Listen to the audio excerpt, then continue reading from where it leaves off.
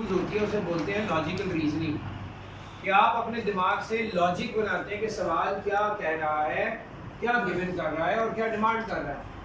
अगर आपको वही समझ नहीं आ रही और आप उसके बाद चैट जीपीटी या किसी इस तरह के टूल या किसी सीनियर या किसी से भी पढ़ने का सहारा लेते हैं, तो that tool that person will only guide you the solution. उसने आपको नहीं गाइड करना कि तुम यहाँ गलती कर रहे हो, इसको ऐसे गलत सोच रहे हो। तो बराए मेहरबानी आप लोगों का प्राइम फोकस, मैं पहले भी अर्ज कर चुका हूँ, प्राइम फोकस जो है वो क्वेश्चन के सॉल्यूशन पर नहीं होना चाहिए, बल्कि क्वेश्चन को अंडरस्टैंड करके सॉल्व करना है। और अगर अंडरस्टैंडिंग नहीं हो रही तो बेहतर ये है कि अगले दिन आके उसको डिस्कस कर लें। ठीक है जी, ये जरूरी है। क्वेश्चन 26 जी।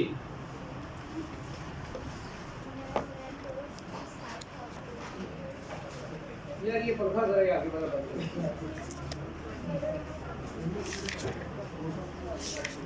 सेकंड बेड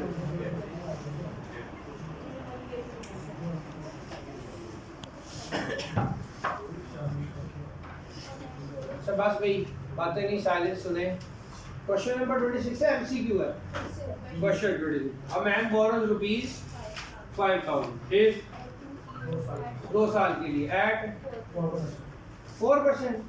तो बड़ा सीधा सा हो गया ना, सारा कुछ ही आपके पास आ गया। आगे ठीक है,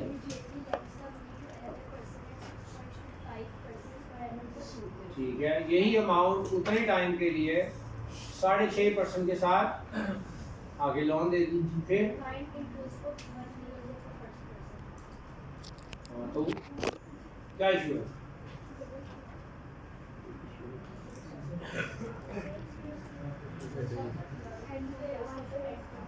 आंसर क्या आ रहा है? दिया हुआ है 1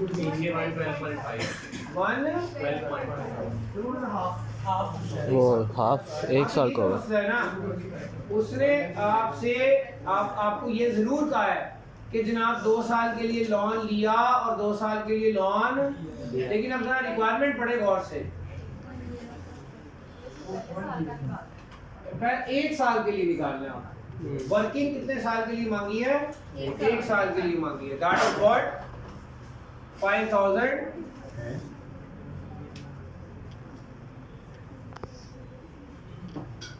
हाँ जी 5000 6.25% फॉर 1 ईयर माइनस फिर 5000 4%, ऐसे ही है। और आपको ये डिफरेंस बताना था। यहाँ से 200 रुपये आ रहा है और यहाँ से 350 आ रहा है, नहीं 312 रुपये कुछ आ रहा है, ऐसे ही है। तो आपने जब डिफरेंस लिया, वर्किंग 1 साल की मांग रहा है, चाहे लोन 10 साल के लिए चल रहा हो, उससे तो 1 साल का आपसे प्रॉफिट मांग रहे हैं। Sorry, question number 31। हाँ जी, What is the capital of money lender? हाँ ये अच्छा सवाल है जी। If the capital of money lender क्या होगा जी? प्रिंसिपल अमाउंट, ऐसे ही है जी। एक मनी लेंडर है, उसका काम ही लोगों को उधार देकर वहां से इंटरेस्ट कमाना है। अच्छा जी, what is the capital of money lender? if the rate of simple interest falls from 13% per annum to 12.5% per annum. ले दे हुआ क्या जी कि रेट ऑफ इंटरेस्ट चल रहा था 13% और क्या हो गया 12.5%। इससे क्या होगा? इंटरेस्ट को फर्क पड़ेगा, कम होगा ज्यादा होगा? ये देखिए आगे क्या कह रहे हैं। Yearly income ईयरली इनकम का मतलब क्या है? पहले 13% का इंटरेस्ट 1 साल के लिए माइनस फिर 12.5% के साथ इंटरेस्ट 1 साल के लिए, और इनका डिफरेंस क्या आएगा? 104. सिंपल इंटरेस्ट माइनस कितना आ रहा है? 104। यानी वो मनी लेंडर जो उसने कैपिटल एज एन इंटरेस्ट दिया हुआ था, वो 13% के साथ एंजॉय कर रहा था इंटरेस्ट, ऐसे ही है। फिर क्या हुआ? इंटरेस्ट रेट हो गया 12.5%। तो क्या उसकी ईयरली इनकम बढ़ेगी या कम होगी? कम होगी। इसका मतलब 13% वाला इंटरेस्ट माइनस 12.5% वाला इंटरेस्ट इज इक्वल टू कितना कम हो जाएगा? 104 जी। तो P into 13% for 1 year Yes, sir. And P into 12.5% for 1 year. 1 year is equal to 10। बता दें P Is 0.005. क्या आ रहा है? 20,800। ये उसका प्रिंसिपल अमाउंट थी जिस पर वो 13% कमा रहा था। बाद में रेट डिक्रीज होने पर उसने 12.5% कमाया और उसकी ईयरली इनकम में 104 रुपए की कमी आ गई।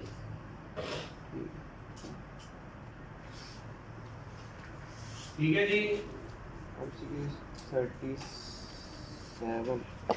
हाँ? MCQ 37. 37 A sum was put at simple interest at a certain rate for 2 years. Had in एक अमाउंट को आपने इन्वेस्ट किया है, ठीक है, किसी खास रेट पर। ना पी की खबर है ना रेट की खबर है। आगे for 2 years. 2 साल की खबर है। Had it been put at 3% higher rate, अगर आप इसे 3% ज़्यादा, हायर रेट पे इन्वेस्ट करते तो क्या होता? it would have fetched 72 तो ये 72 रुपए ज़्यादा. ज्यादा कमाता। फेच्ड वर्ड लिखा हुआ। फेच्ड मतलब सिंपल इंटरेस्ट। एक्स्ट्रा खींच कर लाना। तो अब सिंपल सी बात है, एक अमाउंट को आपने किसी रेट पर कितने साल के लिए इन्वेस्ट किया? 2 साल. वहां से आपको कोई अर्निंग आई? आई हो, ओके। लेकिन अगर आप उसी को 3% हायर रेट पे 2 साल के लिए इन्वेस्ट करते तो 72 रुपए ज्यादा कमाते। मुझे बताएं ज्यादा इंटरेस्ट किससे मिलेगा? सादे रेट से या 3% हायर से? 3% हायर। ले जी देखें, मैंने किसी अमाउंट को 3% हायर रेट पर इन्वेस्ट किया कितने साल के लिए? 2 साल. यहाँ से मुझे ज्यादा इंटरेस्ट मिला एज कंपेयर टू उसी पी को मैं इन्वेस्ट करता किसी रेट पर 2 साल के लिए। Yes. यहाँ से ज्यादा मिलता, यहाँ से कम। कितना ज्यादा? 72। कितना ज्यादा? 72। अब सॉल्व करेंगे तो ये आ जाएगा 2PR plus 6P minus 2PR ऐसे ही है Yes. इज इक्वल टू 100 7200 हो जाएगा जी। क्लियर है? ये कैंसल तो P आपका क्या आ गया? 6 डिवाइड कर दूं? Yes. 1200 रुपए। वो 1200 रुपए की अमाउंट है। अब रेट भी तो आपके पास होना चाहिए कि नहीं? उसने रेट मांगा है, देखें। नहीं. लेकिन अगर रेट मांग लेता तो अब दोबारा वापस आए और इसी इक्वेशन में P की जगह क्या लगा जाए? सॉल्व करेंगे तो रेट आ जाएगा। यस और नो? ये वो ट्रिक है जो उसने कहा, हमने उसको फॉलो किया और लिखा, सॉल्व। अच्छा, ये इस सवाल की बड़ी अहमियत है, जरा सुन लें, क्योंकि आज का जो मेरा सिखाना है वो शायद आपको इसके साथ कंफ्यूज करे। तो सुने, हुआ यूं कि इस सवाल में कितनी चीजें मिसिंग थी? 1 2 3 4 2। एक P और एक R। दूसरा तो R प्लस 3 है ना, है तो वही R। एक P और एक R। यानी ये सवाल ऐसा था जिसमें एक चीज मिसिंग नहीं थी बल्कि, लेकिन इवेंचुअली सॉल्व करते करते ऐसा कोई मौका ही नहीं आया जहां पे 2 चीजें अननोन हो। वो 2PR कैंसिल हुआ तो मुझे सिर्फ किसका आंसर मिल गया? P का। अब इमेजिन कीजिए ऐसी इक्वेशंस, ऐसी सिचुएशंस जिसमें 2 चीजें मिसिंग हुए हैं और वो कट भी नहीं रही, तो क्या आप इक्वेशन को सॉल्व कर पाएंगे? दिक्कत होगी। ये मेरे आज के प्रॉब्लम्स हैं जी, जो आज हमने डिस्कस करना है। आपका कोई और सवाल है तो पूछ लें, फिर मैं आपको गाइड करता हूँ। सर, क्वेश्चन नंबर 14 की स्टेटमेंट पढ़ें। Mr. Bashir bought a mobile phone and paid rupees. Mobile phone, not mobile phone. Sir, ये मैंने पढ़ा था माशाल्लाह, it's still mobile phone. Mobile जो है वो गाड़ी को बोलते हैं। हमारे स्टडी में मैं आपके सर की इज्जत करता हूँ, वो जो भी है, ठीक है। It's not the new pronunciation, इसको अच्छे से पढ़ लें और कोशिश करें ना ही यूज़ करें। मैं भी इज्जत के साथ, एहतराम के साथ इस लफ्ज़ की बड़ी कदर करता हूँ। चले, खैर मोबिलिटी सही निकला है, आप सही कह रही है, mobile phone. Okay, carry on. and paid rupees 1000 down payment and agreed to pay rupees 7000 in 6 months if the rate of interest is 6%. What was the cash price of home? जी, शुरू हुई बात कहाँ से? नहीं, मजाक थोड़ी है। She said it's a new pronunciation, like the word derived from mobility. सही है ना? इंग्लिश की टीचर ने गाइड किया था आपको कौन सी क्लास में? Physics के सर, physics के सॉरी, physics के सर ने फिजिक्स के साथ ने किया था गाइड। जी। अब मशकूक हो गई है। इसी तरह जब मैं आपको गाइड करूंगा तो गलत लगेगा ना। I am not authority of language. ऐसे ही सबके लिए। ये क्या वर्ड लिखा है मैंने? Finite. बोलिए। फाइनाइट, ऐसे ही है? ये बताइए। इनफाइनाइट, इनफिनिट, ठीक है। एक लैंग्वेज होती है और एक लिटरेचर होता है। लैंग्वेज के रूल में जैसे ही आप prefixes and post fixes add करते हो, लफ्ज के दबाव की पोजीशन चेंज होती है। I don't know what we call it in grammar. अभी था ये फाइनाइट, अभी हो गया इनफिनिट। अब यहीं से एक और लफ्ज आगे चलेगा, इनफिनिटी, तो वहां से दबाव हट रहा है। सो वर्ड है, it's mobile, okay, then mobility, ऐसे ही है।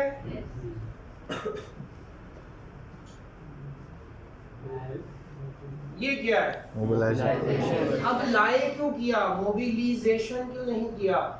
एक्चुअली वो यही था, मोबाइल, फिर मोबिलिटी, आगे चला गया, फिर मोबिलाइजेशन, ट्रांसफर होता है।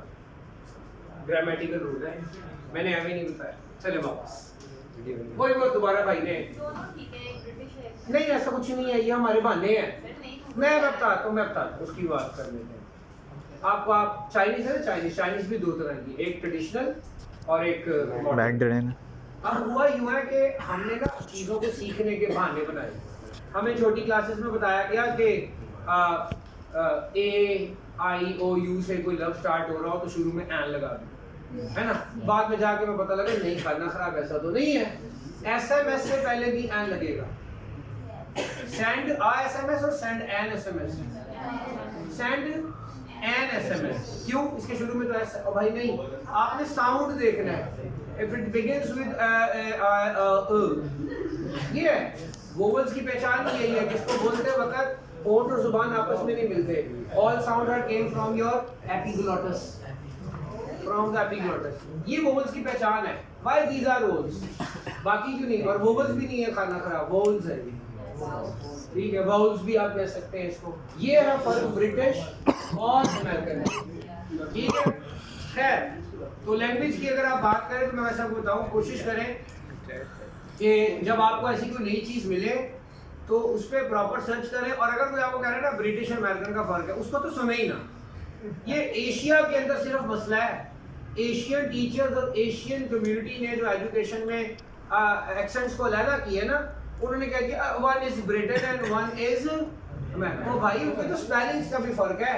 ब्रिटेन COLOUR कहते हैं कलर, जबकि अमेरिकन COLOR कहते हैं। मतलब स्पेलिंग्स का भी फर्क है, खाली अदायगियों का नहीं है। तो जब कोई आपको ये रीजन देना अमेरिकन और वो फर्क है, पर्टिकुलरली गूगल की, तो थोड़ा सा उसको छोड़ें, आगे चलें। रीजन क्या है? गूगल आपको देता है आपकी लोकेलिटी का knowledge, where you are located, उसको आपकी लोकेशन का पता है, तो वो उतनी ही बात करता है और उतनी ही रिसर्चेस दे रहा होता है आपको, उससे ऊपर वो आपको उसका जो सर्च इंजन है वो उतना अच्छा ऑप्टिमाइज्ड नहीं हुआ होता, ठीक है। तो कोशिश करें इसको मल्टीपल डायमेंशन में स्टडी कर लिया करें, क्योंकि जो लफ्ज़ आपने सीखने होते हैं वो बहुत ज़रूरी है, तो और जो उनको बोला जाए तो वो बहुत इंपॉर्टेंट है। मैं कल एक जगह बैठ के खाना खा रहा था तो आई हैड कोल्स्ला, अब खाया हुआ किसी ने? हाँ, बंद गोभी की सलाद, ओके, चले कोल्स्ला। और ये ज़्यादा पुरानी बात नहीं है, 4 साल पहले मैं कहीं बैठा हुआ था तो एक बंदे ने कहा जी 2 कोल्स्ला ले आए। That was something new for me. मैंने कहा पता नहीं क्या आएगा, लेट्स चेक इट आउट। वो वेटर आया, वो कहीं 2 रख के चला गया, मेरा ध्यान नहीं पड़ा। मेरे सामने लाके उसने छोटी सी डब्बी रखी जिसके अंदर एक डार्क ब्राउनी सॉस थी। मैंने कहा ये है कोल्स्ला, मेरे लिए तो वही कोल्स्ला था। मैं बारबेक्यू खा रहा था, मैंने डिप करके खाया तो मुझे उसमें बड़ा बारबेक्यू टेस्ट एक्स्ट्रा आया। Actually that was the barbecue sauce. अब उसमें चूंकि स्मोकी आप चेक करें मेरा लेवल ऑफ खुद ही लर्निंग, उसमें थोड़ा स्मोकी टेस्ट है तो मैंने कहा ओ कोयला स्मोकी, अच्छा। 2 साल तक मेरे लिए वो कोल्स्ला था। मैं एक बार KFC पे खड़ा होकर ऑर्डर कर रहा था तो साथ एक शख्स खड़ा हुआ, उसने ऑर्डर करते हुए कहा जी एक कोल्स्ला भी कर दे। मैंने कहा अच्छा इधर भी मिलता है, मैं भी खाऊंगा।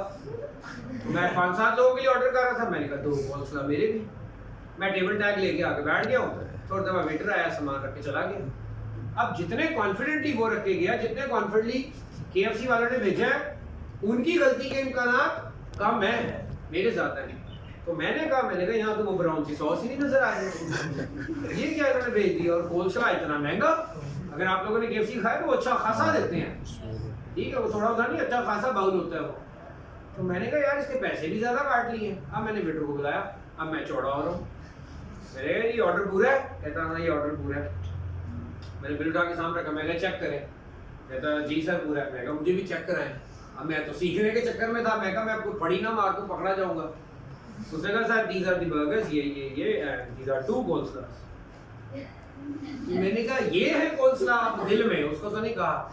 खैर मैंने खाया, उसके बाद फिर मुझे याद है कि 2 साल पहले अगर मैं थोड़ा गूगल कर लेता, थोड़ा सर्च कर लेता तो कम से कम 2 साल जाहलियत में तो ना गुजारता, ठीक है। तो ये एक ऐसी बदतमीजी, मैंने आपको पिछले दिन शायद वो किचन कुजीन का वाकया भी सुनाया था। तो ये चीज़ें हैं जो आपको थोड़ा थोड़ा साबित करती हैं कि आप अनपढ़ हैं, होना नहीं है, ठीक है। तो अब जैसे एक बड़ा अरसा गुजरने के बाद मुझे 2 साल पहले पता लगा कि हम लोग बायोलॉजी में एक टर्म पढ़ के आए हैं, होमोजीनियस एंड हेटेरोजीनियस। गलत है, होमोजीनियस हेटेरोजीनियस। अब अगर सोचे मैं कह दूं किसी के सामने होमोजीनियस एंड हेटेरोजीनियस, एक दफा कहेंगे ना पागल हो रही। So this is highly possible कि उन्होंने अपनी रूल और चेन ब्रेक करके उन्होंने कहा कि I will call this mobile, ठीक है, क्योंकि ये ठीक है। और अब हमें सारों को क्या लग रहा है, दिस इज समथिंग न्यू। और कोई अपने अपने तौर पर इसको स्टडी करे and to find out and it is possibly mobile, so try to use the correct word, ठीक है। समझ आ गई? Yes sir. हाँ, क्योंकि जो गाड़ियों का जो है वो क्या कहते हैं लुब्रिकेट इंजन ऑयल होता है, उसे भी क्या बोलते हैं, मोबिल ऑयल। लेकिन मसला है ना, यही तो मेरे दिल में सबसे खटक गई है जो मैं स्टडी करूंगा। उस मोबिल की स्पेलिंग है MOBIL, बस ई नहीं आगे। जब आगे ई आ जाएगा तो वो आपकी जाएगी सिस्टम। जैसे PIL क्या होगा, PILL, PILE, फर्क पड़ा? इसलिए हम थोड़ा स्टडी करेंगे। तो भाई तुमने दोबारा बीच में टांग अड़ा के कहा था कि हम मोबाइल पे थे, मैंने डिटेल्स दे दी हैं, डू सर्च। वापस चलते हैं जी। एक मोबाइल की कैश प्राइस कितनी है जी? नहीं पता नहीं गिवन। कैश प्राइस की खबर कोई नहीं। डाउन पेमेंट कितनी हुई? 1000 रुपए। कैश मिसिंग, डाउन हुई 1000, रिमेनिंग कुछ ना कुछ बचा है 10,000, 1,000। आगे बढ़िए। He made a down payment of 1,000, आगे And agree to pay 7,000 in 6 months if the rate of 7,000 वो पे करेगा 6 मंथ भैया। यानी भाई साहब ने जो आज पे करना है वो नहीं पे कर रहा, बल्कि उसके बदले में जाके फ्यूचर में क्या पे कर रहा है 7,000 किस रेट पर 6% पे कितने टाइम बाद 6/12 यहाँ से पी आ जाएगा और इस पी को यहाँ रखूंगा तो 1000 ऐड करके इसकी क्या बना लूंगा कैश। आपको क्या दिक्कत हुई सवाल में? सर मेरे को स्टेटमेंट बस समझ नहीं थी तो मैंने कल ही करवा दी थी। तो आप चले जी पढ़िए।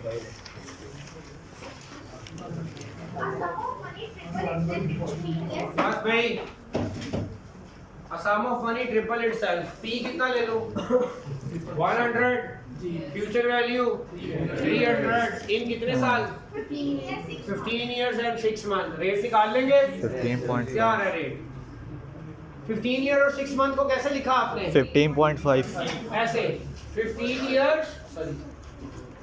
years plus 6 बाय ये आ जाएगा 15.5 years। आगे रेट क्या आया 12.9%। जी आगे क्या दिक्कत है? अब आपको ईयर बताने हैं और रेट आपको पता है जी। इट विल बिकम डबल तो 1 और 2 प्रेजेंट 1 एंड फ्यूचर 2।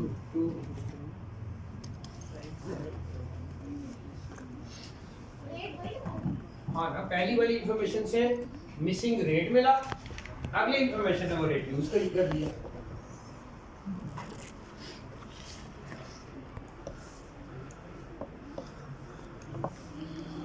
अच्छा जी सुनिए, अब रूल ये है कि हमें सवाल के अंदर एक नहीं बल्कि दो अननोन चीजें जो है वो हमारे सामने होंगी। अब दिक्कत भी सुने, अब आज भी हमने एक सवाल किया जिसमें दो चीजें अननोन थी, बट हुआ क्या, एक ही इक्वेशन सॉल्व करते करते वो कुछ वैल्यूज कैंसिल आउट हो गई, तो बदले में हमें सिंपली एक सॉल्यूशन मिल गया। लेकिन हमारे पास आज ऐसे सवालात होंगे जिनमें आप एक ही इक्वेशन को सॉल्व करके कोई कैंसिल आउट भी नहीं हो रहा होगा और दो चीजें अननोन होंगी, आप ऐसी इक्वेशन को सॉल्व अकेले नहीं कर सकते। क्लियर हो गया? तो ऐसा क्या रूल है जी, अगला रूल सुन लें।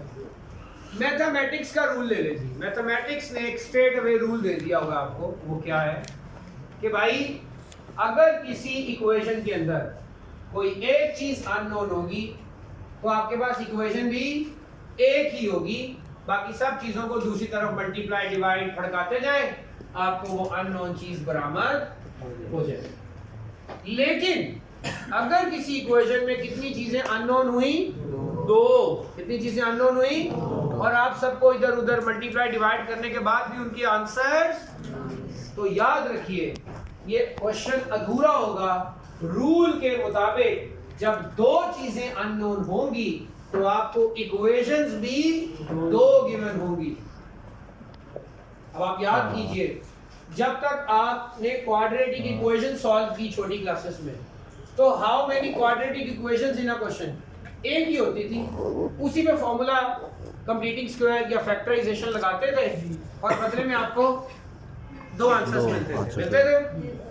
अगर कोई लीनियर इक्वेशन थी तो उसी लीनियर इक्वेशन में जो यहाँ मल्टीप्लाई हो रहा है उधर जाके डिवाइड, जो यहाँ डिवाइड हो रहा है उधर जाके प्लस, इधर के प्लस को उधर जाके माइनस, इधर के माइनस को उधर जाके प्लस, ये हम सारा करते कराते एक वैल्यू का आंसर निकाल देते हैं। But remember those equations which are called simultaneous, उसमें दो वेरिएबल मिसिंग होते थे, एक x और एक वो इक्वेशन। कभी भी अकेले उसकी हमेशा कम से कम कितनी इक्वेशन होती थी, दो, हमेशा कितनी होती थी। और इसकी शायद आपको पहचान याद हो, अगर आप मैट्रिक में पार्शियल फ्रैक्शन का चैप्टर पढ़ के आए हो, उसमें a भी मिसिंग हो सकता था, b भी और c भी। अगर a b मिसिंग था तो इक्वेशंस भी दो बनती थी, और अगर तीन थी तो तीन इक्वेशन, अगर चार पांच चीजें मिसिंग थी तो इंटर में कितने लोग मैथ पढ़ के आए हैं? इंटर में ये लोग जो मैथ पढ़ के आए उन्होंने वहां पे फिर पार्शियल फ्रैक्शन पढ़ी 5.4, जहां पे क्वाड्रेटिक एंड रिपीटेड इक्वेशन की बात हुई। उसके आखिरी तीन सवाल तुम में से शायद किसी ने भी नहीं किए होंगे।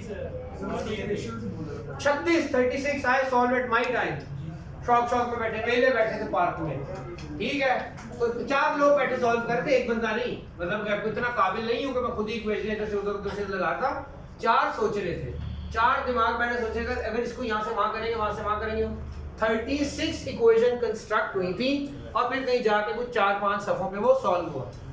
इसलिए टीचर्स करवाते भी नहीं है कि यार पेपर में तो आना नहीं है, दफा करो, करेक्ट। तो यहाँ समझने वाली बात क्या है भाई, एक वेरिएबल मिसिंग होगा तो एक इक्वेशन, 2 वेरिएबल मिसिंग होंगे, 3 वेरिएबल मिसिंग होंगे तो अब ये वाली प्रैक्टिस भी आपने की हुई है, वैसे ने बोलते हैं होमोजेनियस इक्वेशंस या होमोजेनस, ठीक है। ये जो इंटर में पढ़ के आए हैं, आई गेस मैट्रिक में भी होगा, मुझे मैट्रिक का सिलेबस नहीं पता, मैट्रिसेस के अंदर आपने इक्वेशन का सॉल्यूशन किया हुआ है, किया हुआ है, उसमें मैट्रिक में नहीं किया हुआ, मैट्रिक्स याद नहीं है, ठीक है, वो एक अलग बात है, याद नहीं है, नो तो नहीं करो, हाँ नहीं नो नहीं, कोई याद नहीं है, एक्सेप्ट योर मिस्टेक, नो का मतलब आपने किए ही नहीं है। तो उसमें अगर आपके x और y मिसिंग है तो इक्वेशंस कितनी थी, 2 बाय 2 का मैट्रिक्स बना, और अगर 3 वेरिएबल x y z थे तो इक्वेशंस भी कितनी थी, 3, और क्या बना, 3 बाय 3 का मैट्रिक्स बना। याद आ रही है, ये रूल माइंड सेट आ गया। आपने इस रूल का दामन नहीं छोड़ना और इस पे इतना यकीन रखना है कि आपको अगर सवाल में दूसरी इक्वेशन मिल नहीं रही तो वो आपको नहीं मिल रही, सवाल में है, समझ आ रही है, सवाल कभी भी अधूरा नहीं होगा, वो बात मुकम्मल करेगा, अगर आपको नहीं मिल रहा तो एक अलग बात है, गॉट इट। इससे रेलेवेंट 2-3 तरह के सवाल मैं आपको करवा दूं, फिर उससे रेलेवेंट प्रैक्टिस आप अपने होमवर्क में लेके जाओ, क्लियर है जी। क्वेश्चन नंबर 1, मैं आपको एक क्वेश्चन करवा देता हूं पूरा, अब लिख लें, an amount will become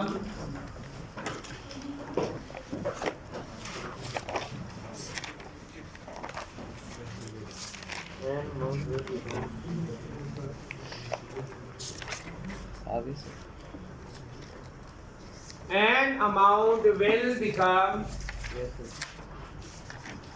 4, 5, 6, 0. An amount will become 45, 60 in 2 years.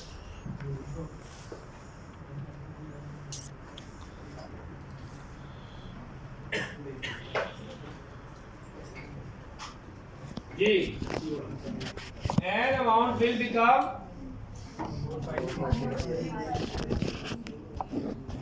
हाँ जी 4, 5, 6, 0 in 2 years and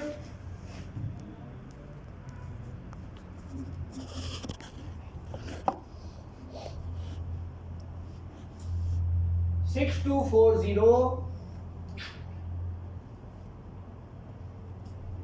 in 1 year. In further 6 years.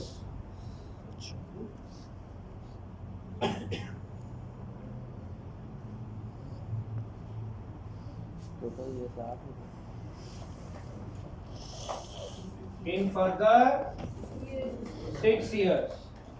Clear है जी? एक मिनट जरा मुझे क्रॉस चेक कर लेने दें, ये ना हो कि आपके आंसर टेढ़े मेढ़े आ जाएं। ठीक है,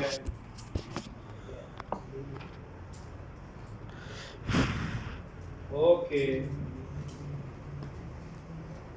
हाँ जी, an amount will become 4, 5, 6, 0 in 2 years and 6 2 in further 6 years.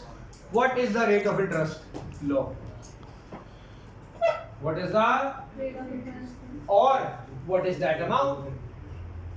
What is that? इस पूरी कहानी में अगर थोड़ा सा आप गौर से देखें तो आपको क्या क्या गिवन है?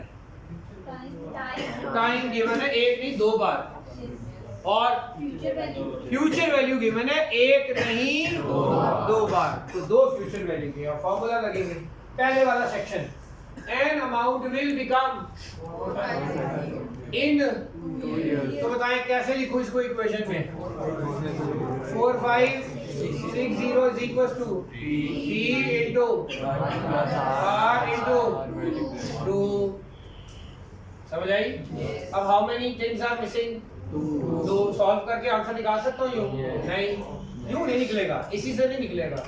सो there must be another equation. पढ़े आगे 6 2 4 0 and become 6 2 the same P, the same rate but in 6 years 8 years। 8 further था मैंने क्या Further था ना सर? फर्दर 6 years मतलब इन टोटल 8 years। 2 अच्छा। वो और 6 ये कितने हो गए? 8 साल। 2 इक्वेशन बनी। अब इसको आप सॉल्व कैसे करेंगे? एक बार मैं सॉल्व करवा देता हूँ, उसके बाद आपको ताकि दिक्कत ना हो। दोनों में से किसी एक इक्वेशन से आप p की वैल्यू निकाल लें। p is equals to 4560 divided by 1 plus 2r, ऐसे ही है। अब ये पूरी वैल्यू यहाँ सब्स्टिट्यूट हो जाएगी, पुट नहीं बेटे। We don't put the values in equation. We substitute. बड़े हो जाए 6240 is equals to 4560 divided by 1 plus 8r कहाँ से? नीचे लिख रहा हूँ। सोच लिया करो बेटे, डिवाइड करके मेरा मार्कर इधर है, मैं यहाँ थोड़ा लिख दूँ। बेटे अभी तो पी की जगह सब्स्टिट्यूट की है। ओ भाई गुड मॉर्निंग। तो फिर इधर देखें या फिर बोले नहीं जी, वो उधर भी कर रही थी तो गलत कर रही थी जी। p की जगह क्या आ जाएगा? 4560 डिवाइडेड बाय 1 प्लस 2r और यहाँ पर 8r आ गया। इधर आके मल्टीप्लाई करें 6240 प्लस 6240 into 2 12480 और 4560 1 के साथ मल्टीप्लाई हो गया। 4560 को 8 से मल्टीप्लाई कर दें 36480r, ऐसे ही है। ये 12000 हो जाएगी, क्या हो जाएगा? माइनस काट दें 36480 में से 24000 आ गया, सीधा सीधा ही ऐसे ही है। और 4560 इधर से माइनस होगा तो 4560 इधर आके माइनस हो जाएगा, बताओ। वो लगा 1680 ऐसे ही है। नाउ 24000 डिवाइड कर दें 1680 डिवाइडेड बाय 24000, बताइए 0.07 यानी 7%। रेट आ गया, यस और नो। और रेट को उठा के इधर सब्स्टिट्यूट कर लें यहाँ पर, ऐसे ही है। तो आपके पास किसकी वैल्यू आ जाएगी? p। अब वो आपसे रेट मांग ले तो रेट का आंसर करते हैं, प्रेजेंट वैल्यू मांग ले तो बोलिए। और हो सकता है इससे भी तीसरी चीज मांग ले, okay. What will be its value after 13 years? What will be its value after? यानी आपसे क्या मांग रहा है? फ्यूचर वैल्यू कब की? 13 साल पे। तो टाइम 13, p कहाँ से लाएंगे? ये कैलकुलेट कर लिया। रेट कहाँ से लाएंगे? कैलकुलेट कर लिया। यस और नो? इनको यूज करेंगे और 13वें साल पर फ्यूचर वैल्यू दे देंगे। ये जी कहाँ से? ये सारी चीज यहाँ सब्स्टिट्यूट कर दी। अब ये सारा नीचे क्या हो रहा है? इधर आके मल्टीप्लाई होगा।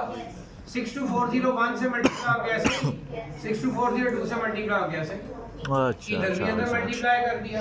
हाँ भाई समझ, ठीक हो गया 30,000 आ रहा है जी।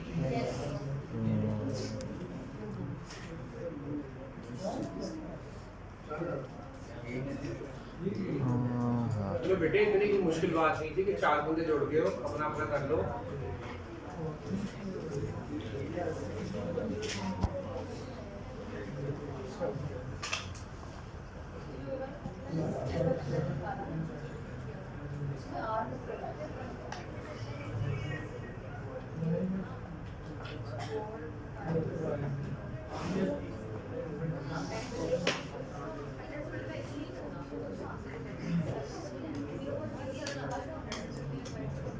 ठीक है इसमें ये ऐसे हो गया प्लस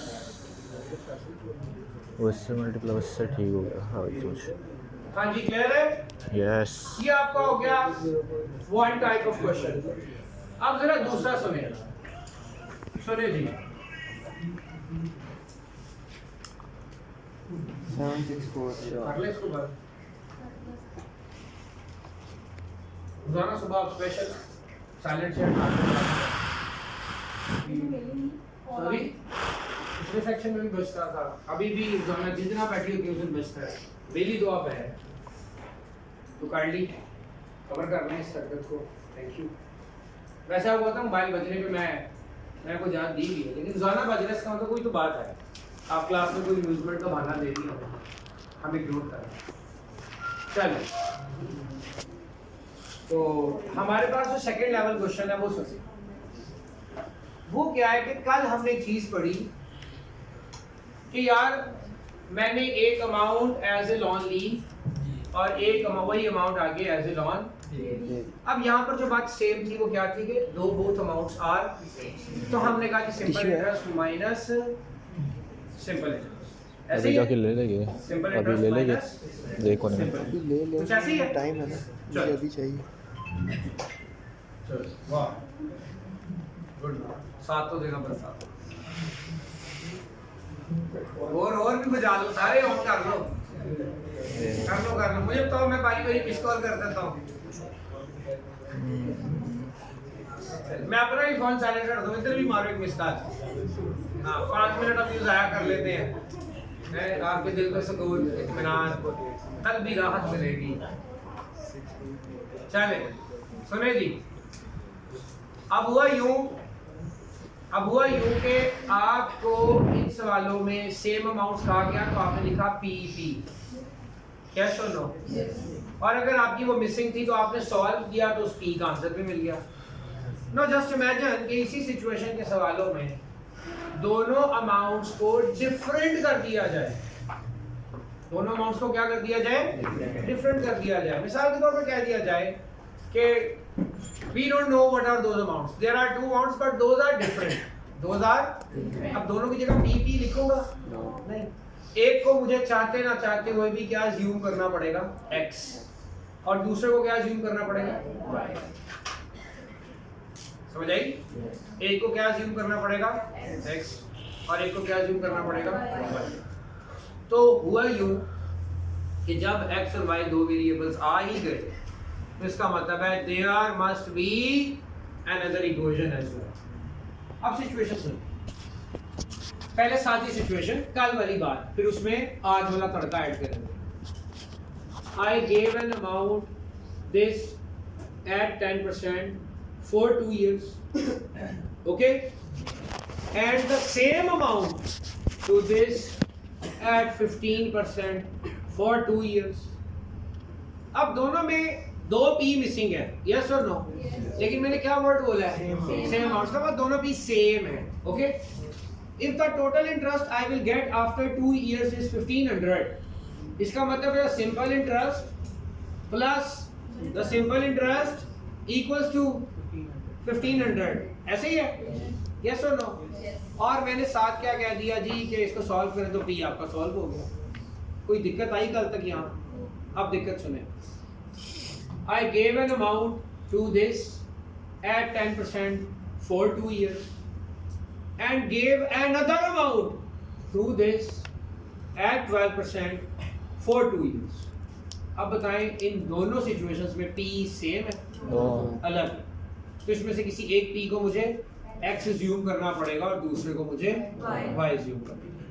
जब ये इक्वेशन सिंपलीफाई होगी तो उसमें X और Y मिसिंग होंगे, सॉल्व तो there must be another information over there, वहां पर एक और इंफॉर्मेशन भी होगी। अब बताता हूं कैसे, लिखिए।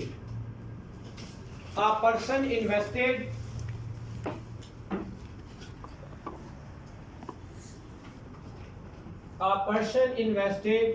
$15,000 into schemes.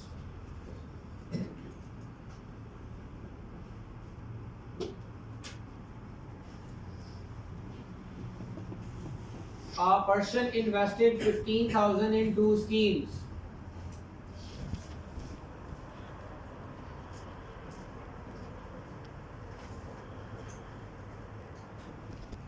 The scheme 1 is offering 4% simple interest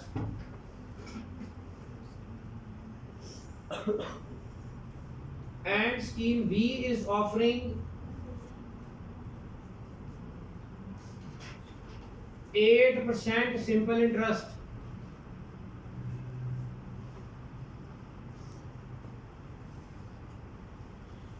हो गया? Yes. चलो. If the total annual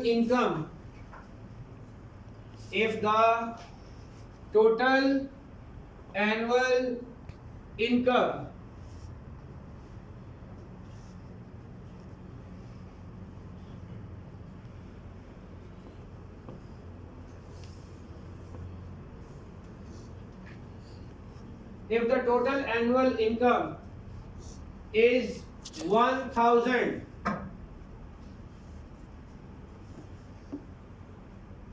if the total annual income is 1,000 rupees, find his investments in both schemes. Find his investments in both schemes. Requirement आपको clearly बता रही है भाई, आपको कोई एक चीज नहीं निकालनी, बल्कि आप देखें सिचुएशन समझें। भाई साहब ने टोटल कितनी इन्वेस्टमेंट की है? टोटल कितनी रुपए की इन्वेस्टमेंट की है? 15,000 की। किसी एक जगह या दो जगह? दो जगह। दो जगह कितना कितना? 7.5 9 8 7 5 10 4 4 11 है जी 8 6 सॉरी 8 7 कुछ है सेग्रीगेशन आपके पास? इक्वली कहीं बोला तो क्या लिखूं? x plus y equals to 15,000 के दोनों इन्वेस्टमेंट्स का टोटल क्या होगा? अब इनमें से अब ये x और y क्या हैं? These are principal amounts, but x है पहली स्कीम के लिए और y है दूसरी। Got it? उसने कहा जी पहली स्कीम पे कितना मिलेगा? 4%, दूसरी स्कीम पर कितना मिलेगा? 8%। और अगली बात इंपॉर्टेंट है, ईयरली इनकम। ईयरली इनकम का क्या मतलब हुआ? एक साल का दोनों स्कीम से आया हुआ इंटरेस्ट। एक साल का दोनों स्कीम से आया हुआ, तो इसका मतलब क्या हुआ? Simple interest from one scheme plus simple interest from other scheme is equal to 1,000। ऐसे ही है? Sorry, simple interest from one scheme क्या होगा? x PRT है ना, x into 4% for 1 year plus y into 8% for 1 year is 1,000। ऐसे ही है? ये क्या हो जाएगा? जी क्या हो जाएगा? 4x plus 8y equals to 100 multiply हो जाएगा, क्या आ जाएगा? 1 लाख। अच्छा क्या हो जाएगा? 1 lakh. How many equations you have? 2। एक पता नहीं साले तुम देख के नहीं बोल रही हो, फौरन से बोल देती हो। किस बात की हिंदी है? सोच लिया करो, ये अपनी गलतियां भी होंगी जी। दो इक्वेशंस नजर आ रही हैं? आगे क्या करूं? दो इक्वेशन को सॉल्व कैसे करते हैं? Calculator is the finest option for us. Do it.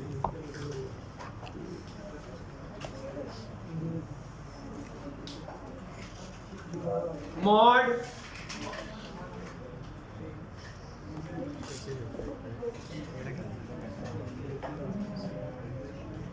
Municipal नहीं है सर आ गया 5000 और 10000 आ गया। यस सर पहले वाला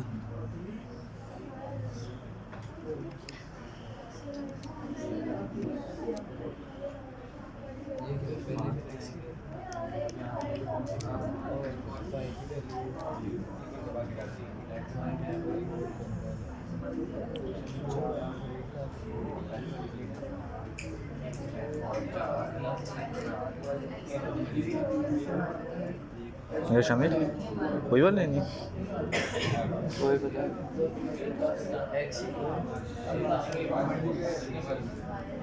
हाँ जी सॉल्व करनी आ गई।